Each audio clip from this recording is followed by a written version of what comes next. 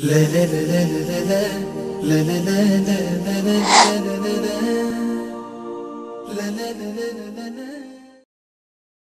ونصلي على رسوله الكريم اما بعد فاعوذ باللہ من الشیطان الرجیم بسم اللہ الرحمن الرحیم۔ آج کا ہمارا موضوع ہے ہماری نوجوان نسل اور جدید ٹیکنالوجی۔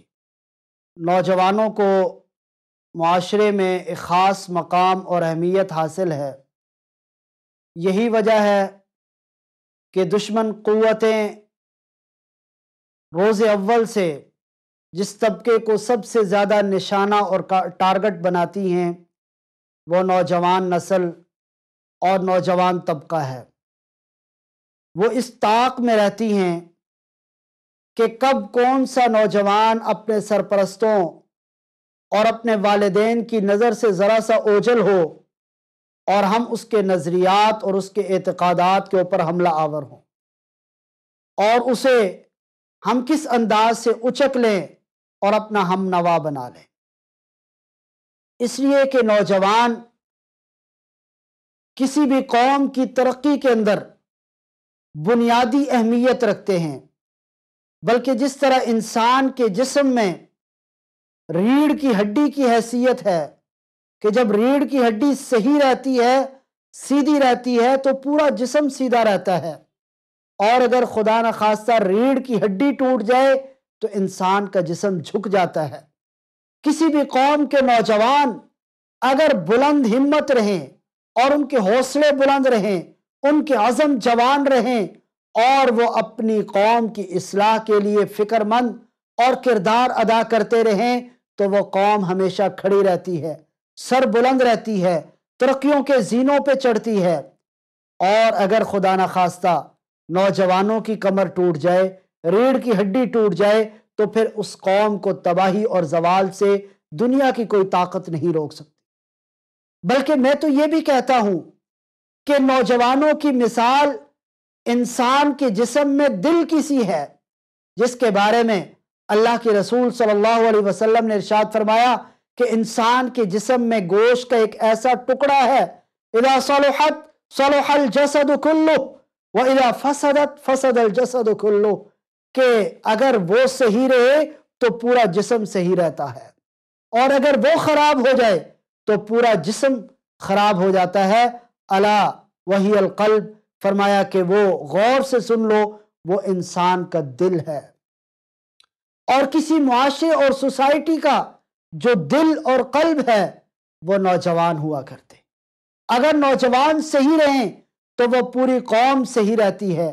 اگر خدا نخواستہ نوجوان نسل کے اندر بگاڑ آ جائے تو وہ پوری قوم تباہ و برباد ہو کر رہ جاتی۔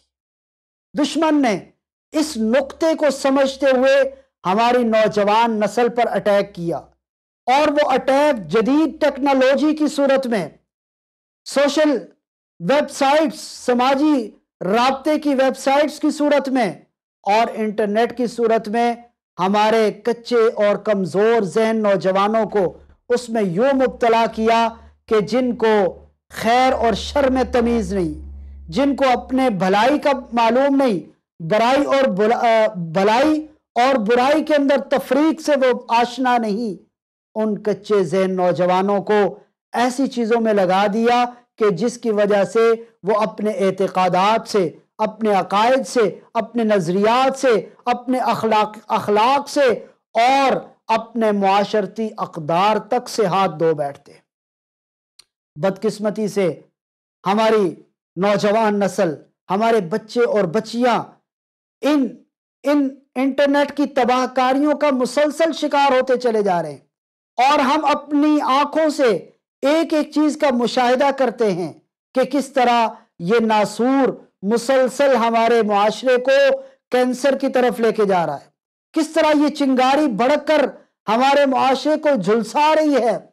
لیکن اس کے باوجود ہماری زبانیں گنگ ہیں۔ ہم نے اس کے انسداد کے لیے آج تک نہ تو پلاننگ کی اور نہ ہی کوئی عملی طور پر اقدام کیا۔ یہ بڑی ہی خطرناک صورتحال ہے، اور اگر یہ صورتحال یوں ہی برقرار رہی تو ہمیں اپنی نوجوان نسل سے ہاتھ دھونے پڑیں گے۔ اس لیے टेक्नोलॉजी से इस्तिफादा ये कोई बुरी बात नहीं है, लेकिन वो इस्तिफादा मुस्बत पैराए में होना चाहिए। उसकी जो मनफी चीजें हैं उनके सामने हम सबको मिलकर बंद बांधना होगा, वरना ये सैलाब हमारी पूरी नस्लों को बहा कर ले जाएगा। तो टेक्नोलॉजी के इस सैलाब में हमें अपनी नौजवान नस्ल को बचाना होगा, खास तौर पर वो बच्चे और बच्चियां जो अंधाधुंध समाजी राब्ते की वेबसाइट्स इस्तेमाल करती हैं, सोशल मीडिया इस्तेमाल करती हैं और उनका दिन भर वो फेसबुक, ट्विटर और इस तरह की बाकी जो वेबसाइट्स हैं उनके इस्तेमाल में उनका पूरा दिन गुजरता है और उम्र अजीज का एक बड़ा हिस्सा इन चीजों में जाया होकर रह जाता है। और फिर उसका नतीजा क्या निकलता है? उसके असरात उनके अखलाक पे पड़ते हैं।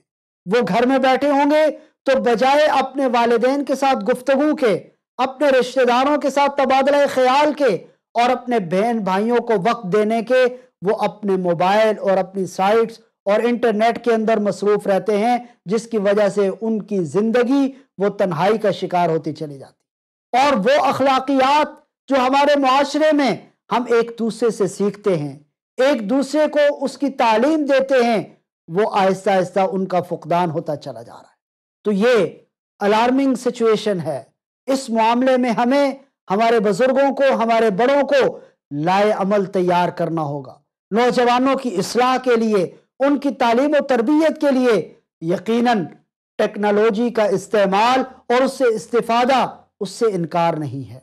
लेकिन जो हमारी नस्लें तबाह हो रही हैं, जिनके अखलाकियात तबाह हो रही हैं और जो दीन बेजार होते चले जा रहे हैं, और दुश्मन इस्लाम, दुश्मन कुव्वतें जो हमारे नौजवानों के जहनों को परागंदा कर रही हैं और उनको दीन से हटाने के लिए मुसलसल कोशां हैं, उनके अकीदे पे हमला आवर हो रही है, उनके नजरिए पे हमला आवर हो रही हैं।